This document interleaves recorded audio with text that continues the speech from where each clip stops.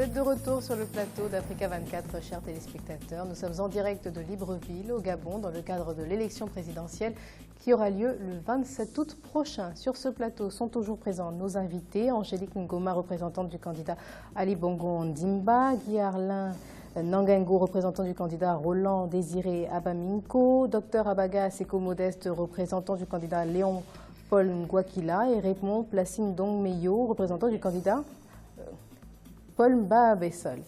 Alors, nous étions juste avant la pause vous étiez en train de développer une idée concernant le vote que vous allez rapidement terminer avant qu'on poursuive le débat et qu'il évolue un peu. Merci, madame. Gabon, au nouveau départ, place la famille au cœur de la cité. Et nous voulons désormais que, dans notre Constitution, que chaque parent qui a des enfants mineurs puisse voter en lieu et place de ses enfants pour accroître leur poids citoyen dans la décision publique. C'est ça notre vote. Et ça aura quoi comme impact? Ça fera en sorte que le fichier électoral ne soit rien d'autre que le registre d'état civil. Et il y aura plus tout ce tripatouillage. On aura 1,8 million d'électeurs parce qu'il y a 1,8 million de Gabonais.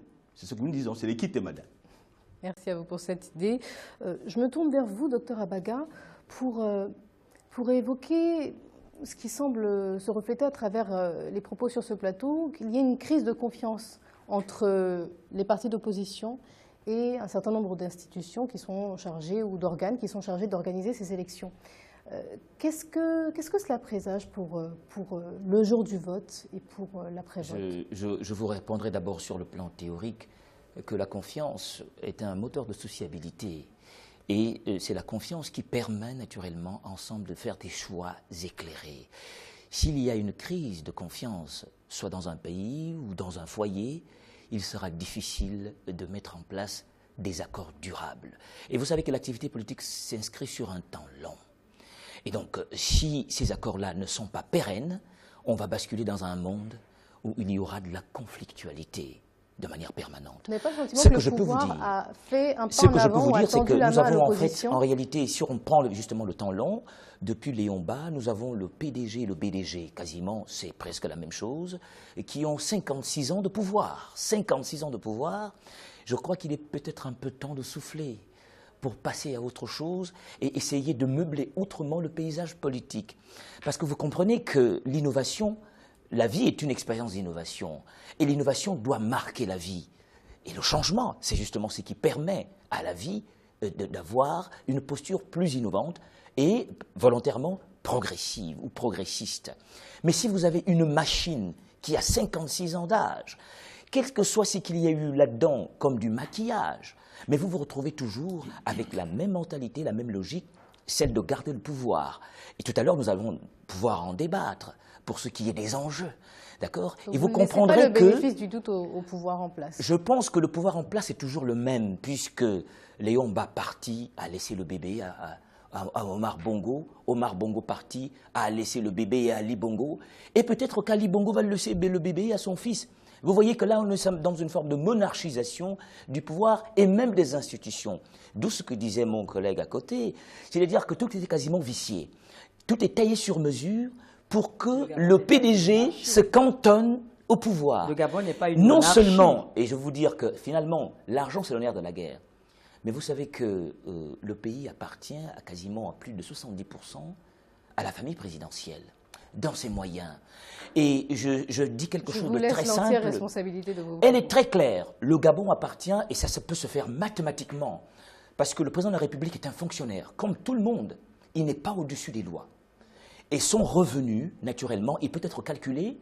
Donc, si on le calcule, ce qu'il gagne par mois ne peut pas permettre d'être multimilliardaire. Et cela est valable. Non, je vous dis que c'est important. Pourquoi? Parce que l'élection, il faut avoir les moyens de l'élection. Tout à l'heure, il a parlé de la confiscation du franc électoral. Le franc électoral, c'est quoi? C'est pas de l'argent? Alors, il est important qu'il y ait équilibre au niveau des moyens. Tout à l'heure, il a parlé de ce caractère monopolistique, de la figure emblématique du candidat Ali Bongo qui s'impose de manière massive sur toutes les rues de Libreville.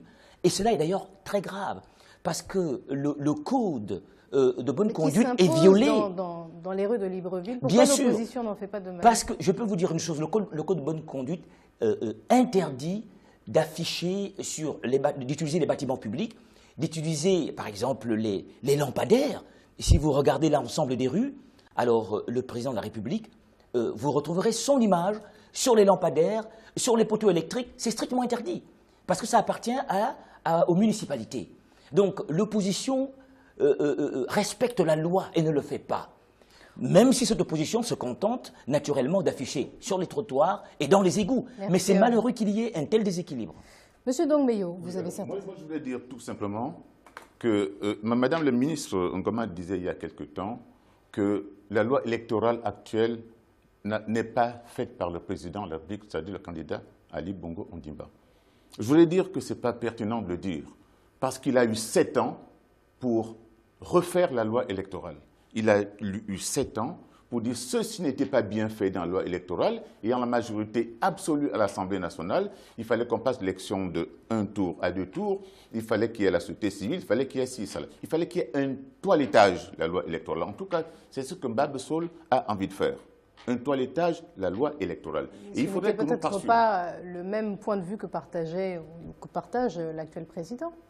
Non, ce qu'il veut dire, a envie de faire. Ça voudrait dire que pendant 7 ans, les propositions, la classe politique... Non, ce que je suis en train de dire, je crois que je le dirai encore mieux que Madame la ministre, mais je vous dirai encore mieux, mais ce que je dis qu'elle ne saurait pas traduire ce que je suis en train de dire.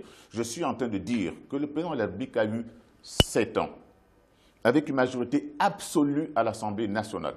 Donc la possibilité de faire un toilettage du code électoral. Il ne l'a pas fait, il a trouvé que c'est bien.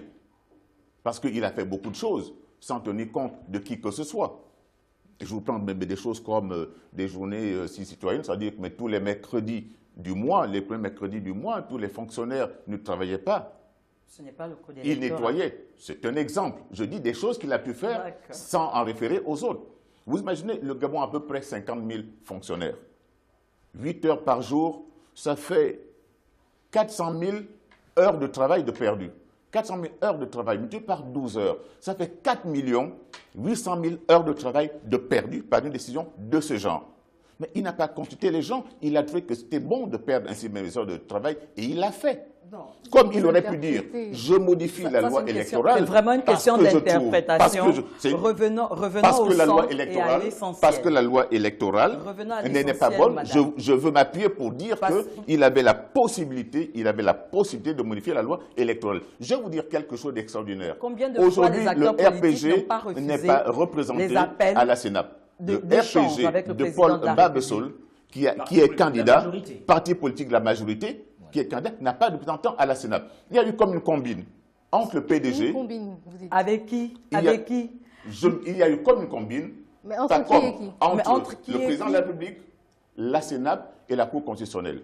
Pourquoi? Que vous avez la preuve de ce que vous avancez. Madame, je crois que si vous m'écoutiez, vous comprendrez bien. Je vous écoute, mais c'est parce que vous avancez la démonstration est celle-ci. Qui ne se reposent pas sur la démonstration est celle-ci. Des actes concrets. Madame, vous ne pouvez pas même temps demander la démonstration et refuser que je vous en fasse. Mais vous démontrez les éléments concrets qui vous emmènent à dire qu'il y a une entente entre le président et la Sénat. Dans la loi électorale, il est dit majorité opposition.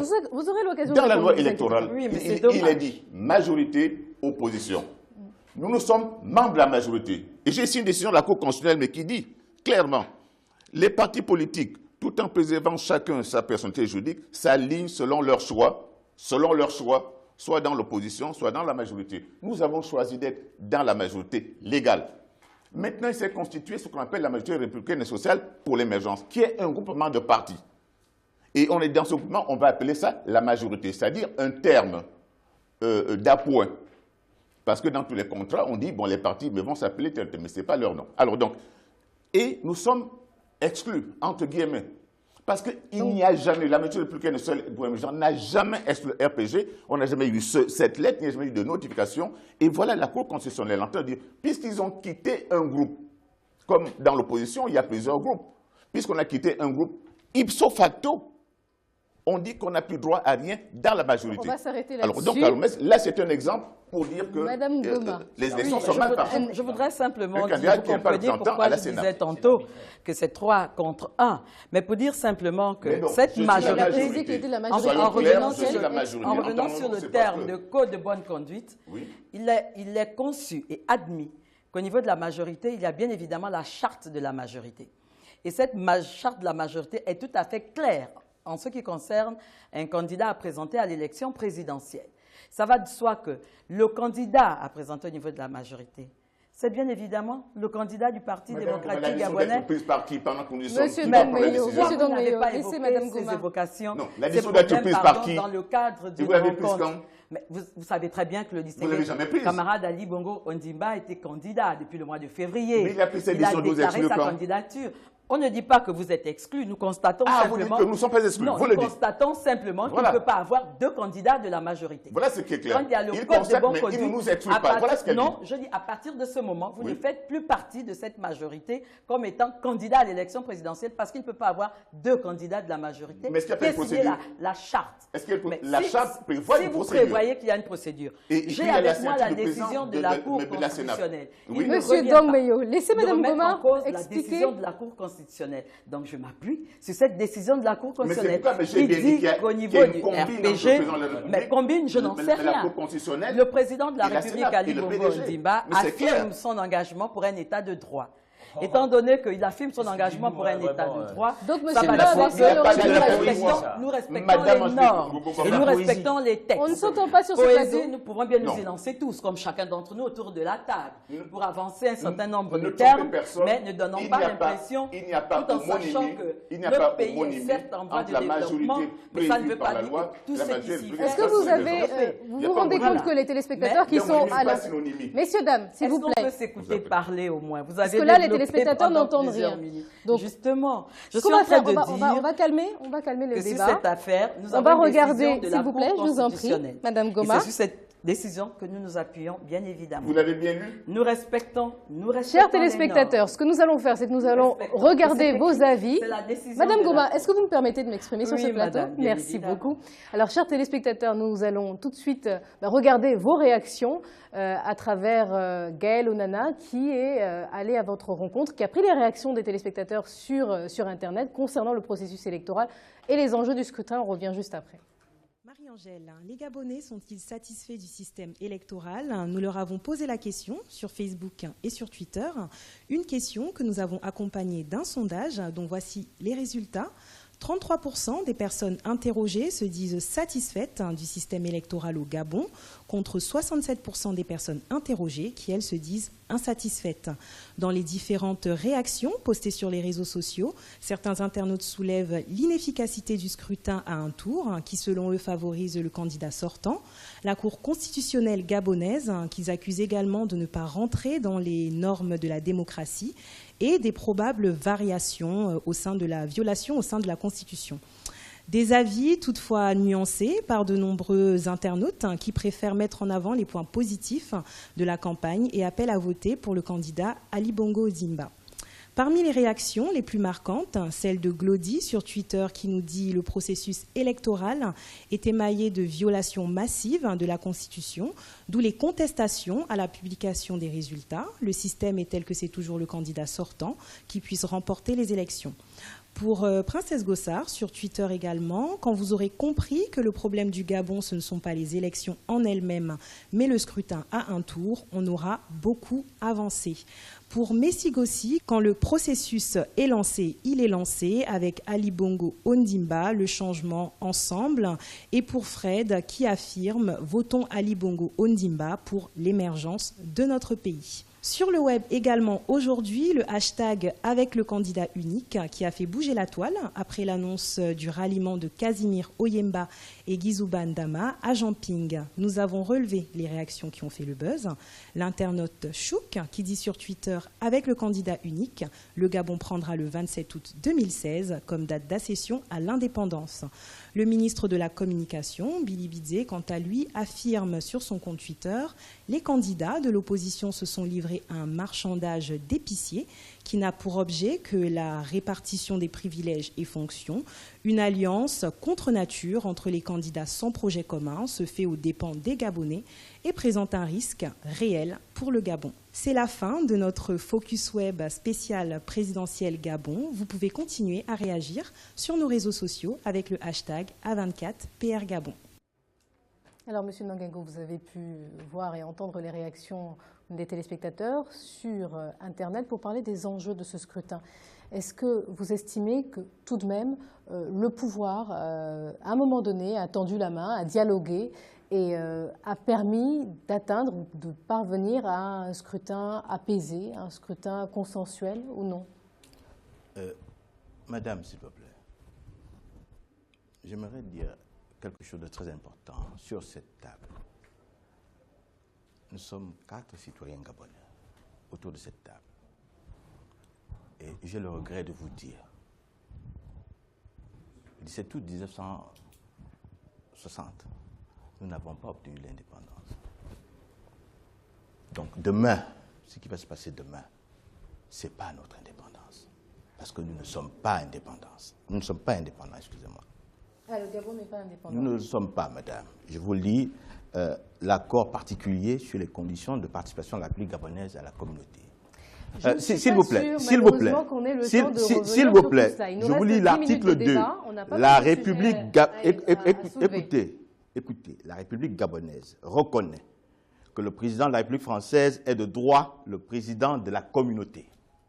Madame, nous avons là 57 accords de coopération. C'est des documents classés secret défense. Théoriquement, nous sommes morts après cette élection présidentielle. Si les Gabonais, attendez, madame, s'il vous plaît. Si les Gabonais, participez-vous à cette élection présidentielle? Nous participons à cette élection présidentielle parce qu'il n'y a que le président de la République qui peut inviter la France pour réviser ses accords. Et voilà pourquoi nous sommes candidats à cette élection présidentielle. Je vous dis, c'est des documents classés secret défense, et au Gabon et en France. Théoriquement, après le 27, Gabon nouveau départ, son leader et tous les membres, nous serons théoriquement morts. Parce que quand on viole ce secret défense, la condamnation, c'est la mort. Donc, j'invite donc les Gabonais, s'il vous plaît, à voter pour la vérité. Et la vérité, c'est que le 27 août, nous devons voter pour notre indépendance réelle vis-à-vis de la France. Parce que nous ne sommes pas indépendants. Les documents sont là, noir sur blanc, les accords sont là pour le témoigner. Nous avons un CD. Sur ce point-là, avant de passer la parole à Dr Abaga, je voudrais juste... Prenez ce CD, s'il vous plaît. Vous allez le découvrir. Et vous aurez l'occasion à la fin du débat je préfère le faire devant le plateau pour qu'on ne dise pas que chaque famille gabonaise n'a pas reçu la vérité, que nous ne sommes pas indépendants, que demain, le Gabon n'est pas un pays indépendant. Et il faut que tout le monde le sache. Le Gabon est indépendant ou pas? Parce que vous représentez le Gabon président sortant et candidat à l'élection présidentielle. Bien évidemment, un 17 août 1960. Et le pays est indépendant, ses institutions sont en place et fonctionnent normalement. Et comme on le dit, parce que les débats permettent de faire avancer, bien évidemment, la société, on a parlé bien avant 1967 d'un certain nombre de partis politiques.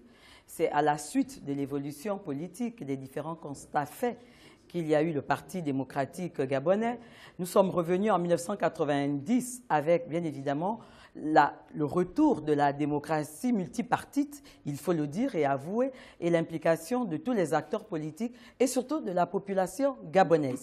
Ça, il faut le leur reconnaître. Maintenant, nous savons. Pourquoi le 17 août je pense que le point soulevé par M. Nangango mérite quand même une réponse. Pourquoi le 17 août 1960 ne figure pas dans notre Constitution, madame? Dites-le-moi, nous sommes sur ce plateau. Pourquoi la date de notre indépendance n'est pas dans notre Constitution, notre droit fondamental? Si vous voulez une réponse, je veux cette réponse. Donnez-moi cette explication. Je ne sais pas si c'est de cette question pour laquelle vous sollicitez des réponses, mais je voudrais simplement dire que le Gabon est bel et bien indépendant, que le Gabon a des accords internationaux, bien évidemment, et puisqu'il parle de secret défense, il y a eu des accords qui ont été revisités pour tenir compte de l'évolution de la société et tenir compte aussi, bien évidemment, des intérêts du Gabon d'une manière générale. On va s'arrêter sur ce point-là, on va donner la parole à Dr Abaga. Dr Abaga, s'il vous plaît. Sur quel sujet? Parce que là, c'est... Bon, simplement, je partage totalement son avis, parce qu'en réalité, il faut éviter la langue de bois. Je ne sais pas exactement si Madame le ministre représente les intérêts du Gabon ou les intérêts de la France. Je n'en sais rien du tout. J'en suis à me poser la question. Et pourtant, elle sait. J'en suis à me poser la question. Parce que la question de l'indépendance, le Gabon n'a jamais lutté pour avoir son indépendance. Cette indépendance a été octroyée Voyez, et on a même l'avis du président Léon-Bas, qui a souhaité à un moment donné que le Gabon reste dans le giron, dans la communauté française. Donc, il ne faut pas essayer de corriger l'histoire. Ce n'est pas un point de vue. Pour ce qui est de la gestion des matières premières, pour ce qui est de la gestion des matières premières, le Gabon appartient vous avez eu la parole un peu plus tôt. Le Gabon appartient au précaré français. Cela est très clair. Il faut simplement ajouter que la gauche, avec l'arrivée de François Hollande, la gauche... que toutes les richesses du Gabon appartiennent à la France dans ses accords. Non mais monsieur Nangengo, vous n'avez pas la parole, vous n'avez pas la parole, vous allez laisser les autres personnes... sur blanc. Vous allez laisser la parole aux autres personnes qui sont sur ce plateau. Je suis d'accord, il n'y a pas de souci. Mais non, vous ne le faites pas. Donc s'il vous plaît, je vous en prie, respectez les autres personnes qui sont sur ce plateau. Donc je suis simplement en train de dire qu'il y a des changements qui s'opèrent depuis l'arrivée de François Hollande au pouvoir. Excusez-moi. Madame Goma, monsieur Nangengo. Oui, madame. Vous êtes 4 sur ce plateau. Tout à fait. Monsieur Dr Abaga est en train de s'exprimer. Je disais qu'il y a justement, depuis l'arrivée de François Hollande, quelques réaménagements et François Hollande tente effectivement de revoir justement ces accords qui sont totalement injustes. Et cela se fait au vu et au su de tout le monde parce que le président François Hollande, depuis qu'il a pris le pouvoir, vous ne l'avez pas vu ici au Gabon. Alors, cela c'est un signe fort pour montrer que lorsque les gouverneurs noirs de l'Afrique centrale et d'ailleurs, continue de nourrir la droite, d'accord, cela doit cesser. Donc le Gabon n'est pas une pipeline pour nourrir les dirigeants de la droite et qu'il faudrait que les richesses du Gabon servent prioritairement les Gabonais. Alors donc je pense que c'est un geste qui est inédit dans l'histoire entre le Gabon et la France. Et nous comptons effectivement sur cette réforme de la diplomatie et de la politique entre la France et le Gabon par l'entremise de François Hollande pour que tout soit remis à plat. Monsieur Ndongmeyo, est-ce que vous avez le sentiment que effectivement, ce scrutin présidentiel peut aussi changer la donne au Gabon concernant les plans, en tout cas, de Paul Babesseur? Moi, je dis que ces élections sont l'occasion pour les Gabonais qui ont vu Ali Bongo au pouvoir depuis 7 ans, de le juger. C'est le seul moment de le sanctionner s'il trouve que la gestion a été mauvaise. Qu'est-ce qu'il a fait de près de 21 000 milliards en 7 ans? Ils réfléchiront, pas par les chiffres qu'on leur donne, parce qu'ils sont essentiellement faux, mais parce qu'ils constatent, par ce qu'ils mangent dans leur assiette, ils constateront, et puis ils diront que tel est le chemin ou pas. Pour ce qui concerne Paul Babessol propose la voie nouvelle. C'est-à-dire, il a une chronologie mais dans sa vie. Il a commencé par rompre avec la pensée unique pour arriver au multipartisme. Maintenant, son problème est de rompre avec la pensée binaire. Ça veut dire ou toi ou moi, ou majorité ou opposition. Parce qu'actuellement, ce qu'on constate dans le système, parce qu'il faut tout revoir, c'est que ceux qui sont au pouvoir ignorent les capacités intellectuelles, ignorent les compétences de ceux qui ne sont pas au pouvoir. Donc, il y a donc une déperdition importante du potentiel intellectuel, physique des Gabonais. Parce que tout simplement, encore, ce sont des élections à un tour. Celui qui n'a même pas eu 50% de voix va maîtriser tout le Gabon avec seulement quelques cerveaux, en mettant les autres cerveaux dehors. C'est pourquoi Babessol veut sortir de cette pensée binaire majorité-opposition pour arriver à ce que nous appelons, n'ayons pas peur des mots, la tétravalence. Vous direz que c'est un signifiant. Le signifié est tout simplement que toi et moi, interaction, toi et lui et moi, toi et eux, et quand vous avez rassemblé toutes ces intelligences, lorsque vous les avez capitalisées, nous ferons en sorte que le Gabon soit un pays prospère et efficace. Et ça, cela veut dire que Mbembe sur le pouvoir, il choisira chez Ali Bongo les bons, chez Ping les bons, etc. On va rester sur ce point, il nous reste très peu de temps, il nous reste 1 minute. Je vous propose chacun, en une phrase, de dire à nos téléspectateurs ce que vous attendez véritablement de ce scrutin. Le président Ali Bongo Ondimba n'a pas attendu que nous soyons autour de cette table, ni l'élection présidentielle, pour visiter un certain nombre de textes. Les accords de défense ont bel et bien été visités, revisités par le président Ali Bongo Ondimba et le président Nicolas Sarkozy. C'est pour dire simplement sa bonne volonté de revoir et de refondre un certain nombre de choses. Le président de la République a un projet de société. Ce projet de société, l'égalité de chance, pour bien évidemment donner la capacité et la possibilité à chaque Gabonais d'être et de pouvoir arriver, bien évidemment, à des responsabilités, de les assumer pleinement. Monsieur Nangengo. Merci. Je tiens à dire au peuple gabonais que selon les accords de coopération qui ont été signés le 17 août 1960 par le président Léomba, toutes les richesses du Gabon appartiennent à la France. Le président du Gabon, y compris l'actuel, est le représentant du président français. Il vous reste 5 secondes. La politique du Gabon est fixée par la France, selon ces accords.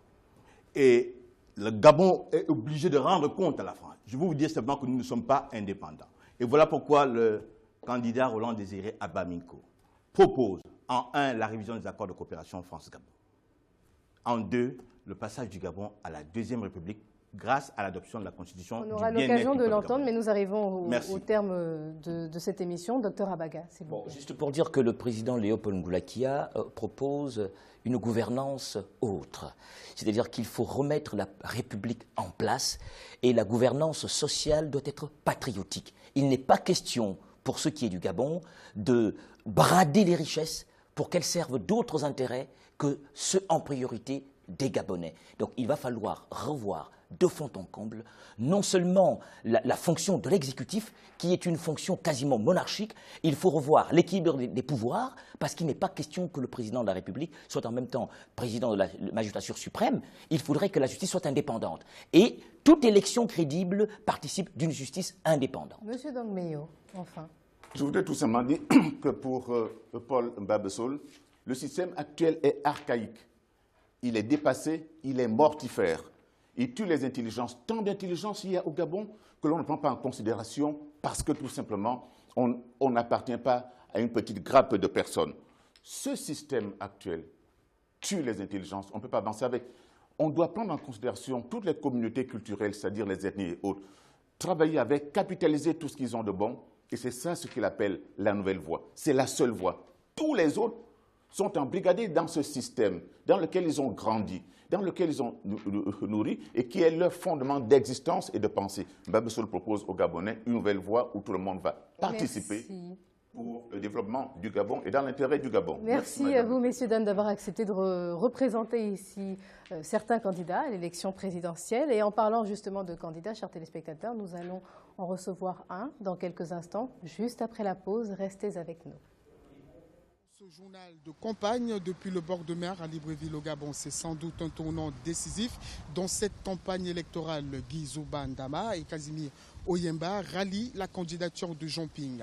Les raisons de ce changement de dernière minute avec notre envoyé spécial à Libreville, Serge Kofi.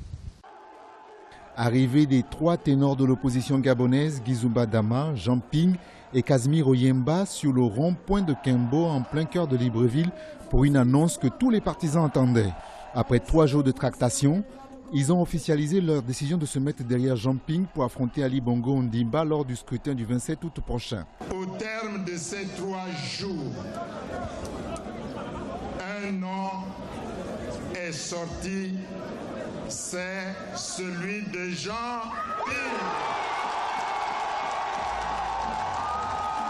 Guy Zouba Ndama et Casimir Oyemba disent avoir pris cette décision au nom de l'intérêt général. L'accord entre ces 3 personnalités change relativement le rapport de force entre Ali Bongo Ondimba et ses adversaires dans ce scrutin présidentiel à un tour. À nos équipes respectives qui doivent maintenant travailler ensemble, la main dans la main. Je conseille la franche collaboration et surtout l'engagement mutuel pour que chacun, y apportant du sien, fasse gagner ensemble et au final, c'est le Gabon qui devrait gagner le 27 août prochain. Au Gabon, l'élection présidentielle est à un tour et des voix s'élevaient déjà au sein de la population et des organisations de la société civile pour une candidature unique. Ils étaient 14 candidats au départ de ce scrutin présidentiel. Ce sera désormais 11 candidats qui affronteront Ali Bongo Ondimba. Il est candidat indépendant au scrutin présidentiel du 27 août 2016. S'il est élu à la tête du Gabon, il souhaite revoir les accords de partenariat avec la France. Roland Désiré Abba Minko prône également le passage à la Deuxième République. Chérif Bamdoumka. Le candidat indépendant Roland Désiré Abba Minko a tenu son premier meeting de campagne ce dimanche au bord de mer à Libreville. Face à des jeunes venus le soutenir, il a présenté son projet de société et les raisons qui ont motivé sa candidature. S'il se présente au scrutin présidentiel du 27 août 2016, c'est avant tout, dit-il, pour assurer une véritable indépendance économique et politique du Gabon vis-à-vis des puissances étrangères. La motivation de notre candidat est l'état de souffrance et de souffritude que vivent les Africains, en particulier les Gabonais. Depuis 56 ans, le président Léon Mba a signé des accords cyniques avec la République française. Ces accords sont devenus des lois qui embrigadent l'avenir et l'espoir de développement de notre pays. Sur l'ensemble des accords, le Gabon ne profite en rien de sa richesse. Tout appartient à la France et ce sont des lois. Et nous disons, pour sortir de là, il fallait que les Gabonais et l'ensemble des compatriotes africains soient au fait de la réalité. Avec pour mot d'ordre Gabon, nouveau départ, Roland Désiré Abba Minko envisage réviser les accords de coopération entre la France et le Gabon. Raison évoquée, revaloriser les retombées de l'exploitation des ressources naturelles pour adapter le budget de l'État aux besoins réels des populations. Nous avions élaboré une démarche économique qui permettrait à terme, je peux même donner les chiffres, en 3 ans, nous pouvons atteindre ce que les autres appellent l'émergence. Parce que nous aurons, par la révision des accords de coopération entre la France, nous aurons la latitude et l'opportunité de bénéficier véritablement des retombées de l'exploitation de nos matières premières. Favoriser l'accès aux services sociaux de base, faciliter la propriété foncière ainsi que le développement d'une diplomatie active, c'est l'essentiel du programme que le candidat indépendant Roland Désiré Abba Minko ambitionne mettre en place s'il venait à remporter la présidentielle du 27 août 2016. Il s'engage en outre à instaurer un mandat unique d'une durée de 9 ans. Le candidat du Parti démocratique gabonais était en meeting à Port-Gentil, dans la province du Moyen-Nogoué. Là-bas, il a décliné quelques gros axes de son projet de société. Plus de détails dans ce reportage signé Douglas Toutoum. Quand ces sorciers s'agitent, la campagne électorale se poursuit sur l'étendue du territoire national. Au 3e jour de cette bataille, Ali Bongo Ondimba a visité la province de l'Ogooué-Maritime, notamment dans les villes d'Omboué, Gamba et Port-Gentil. Touchée par la crise pétrolière, la province a fait l'objet d'investissements importants dans le domaine des infrastructures avec la construction du nouvel aéroport international de Port-Gentil. Fidèle au triptyque paix, développement, partage, le candidat entend faire de l'égalité des chances une réalité. Je vous propose un autre choix. Le choix qui va vous amener et qui va amener notre pays vers l'émergence. C'est le choix pour l'égalité des chances. C'est le choix pour la promotion de la femme. C'est le choix pour l'éducation des jeunes. C'est le choix qui fera en sorte qu'on s'occupe aussi des anciens et qu'on ne les jette pas. C'est ce choix-là pour la transformation de notre économie. C'est ce choix pour créer des emplois. C'est ce choix-là que moi je vous propose. Ce choix du Gabon heureux, solidaire, prospère. Le candidat du Parti démocratique gabonais, Ali Bongo Ondimba, propose une révolution politique aux Gabonais avec la fin des privilèges indus. Pour atteindre cet objectif, le candidat appelle les Gabonais à préserver la concorde et la paix. La paix, nous devons la maintenir et je vais la maintenir. Je vais aussi, comme je vous ai dit, augmenter tous les crédits pour l'éducation et la formation des jeunes. Les jeunes, vous êtes là, les jeunes, vous me suivez. Et aussi, dans le cadre de la décennie des femmes, travailler pour les femmes, pour les rendre plus autonomes. Car les femmes, j'ai besoin de vous. Dans cette marche de la victoire, elle est là au bout, elle est là au bout. Et tout le monde doit y aller.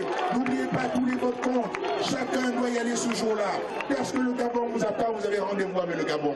Reconnaissant le long chemin encore à parcourir et les difficultés quotidiennes des Gabonais, le candidat à sa propre succession, Ali Bongo Ondimba, sollicite un second mandat pour corriger ce qui n'a pas été fait et terminer ce qui a été commencé pour conduire le Gabon sur la voie de l'émergence fixée à 2025. Dans cette course au fauteuil présidentiel, le candidat à sa propre succession marquera une pause mardi et mercredi pour se consacrer à la fête nationale. Dans notre série Portrait de candidat, notre envoyé spécial Serge Kofi nous livre le portrait de Paul Mba Abessol. Il est le candidat du Rassemblement pour le Gabon. À 77 ans, Paul Babesol est le doyen des candidats à cette élection présidentielle au Gabon. Dirigeant du Rassemblement national des bûcherons, le RNB, puis du Rassemblement pour le Gabon, Paul Babesol a été un opposant de poids au président Omar Bongo. Reconnaissable à son béret à la Che Guevara, il a été de tous les combats politiques au Gabon. Démocratisation, transparence politique et liberté. Aujourd'hui, il dénonce encore le manque de politique sociale au Gabon. Allez dans les quartiers, vous voyez bien comment vivent les gens, leur habitat, ce qu'ils mangent, ce qu'ils produisent ou ne peuvent pas produire. Mais c'est facile d'arriver à une conclusion, c'est la misère.